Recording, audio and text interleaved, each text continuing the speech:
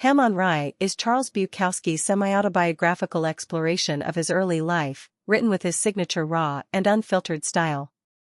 The novel centers on Henry Chinaski, Bukowski's literary alter ego, whose childhood is marked by hardship, neglect, and abuse, leading him into a tumultuous and often self-destructive adolescence.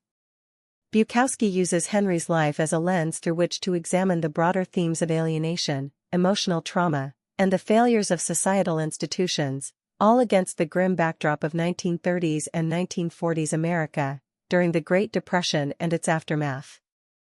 The novel begins with Henry's early years, where the reader is introduced to his dysfunctional family, notably his cruel and physically abusive father, who frequently punishes him for minor infractions. This abusive relationship becomes the cornerstone of Henry's worldview, as he grows up with an underlying sense of rage, confusion, and insecurity. His father's violence, coupled with his mother's emotional detachment, creates an environment devoid of love and emotional support, leaving Henry emotionally scarred and struggling to make sense of his place in the world. His father is portrayed as a domineering figure who belittles Henry at every opportunity, while his mother is passive and uninterested in offering any comfort or protection, rendering Henry's home life a battleground of emotional neglect. Henry's time in school is similarly difficult. He's bullied, ignored, and alienated by his peers, unable to fit in with the popular kids or find any refuge in education. Bukowski's portrayal of Henry as a social misfit captures the essence of adolescent isolation, reflecting his inability to conform to societal norms and his growing disillusionment with the world around him. The bullies at school serve as a mirror of the world Henry feels he does not belong to, and his alienation deepens as he experiences the cruelty of school life without any significant friendships or positive role models. Bukowski expertly captures the brutality of adolescence, where the harshness of growing up is compounded by physical, emotional, and psychological torment. As the novel progresses, Henry's rebellious nature intensifies, and he begins to explore vices such as smoking, drinking, and casual sex as a means of escape. These acts of rebellion, however, are not sources of freedom or joy but merely brief distractions from the deeper sense of dissatisfaction that plagues him. Bukowski's depiction of Henry's teenage years is filled with dark humor, but beneath the surface, there's a pervasive sense of bitterness, frustration, and despair.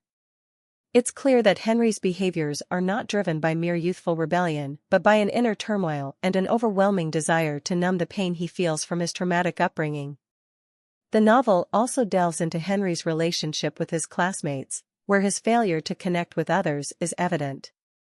He observes the world with a mix of disdain and envy, as he longs for the social acceptance that seems to come so easily to others. This inability to form meaningful connections is a key part of Henry's character and reflects Bukowski's own struggles with intimacy and relationships throughout his life. The novel's portrayal of high school life is unapologetically brutal, with Henry's sense of alienation magnified by the pervasive cruelty and bullying that characterize his school experience.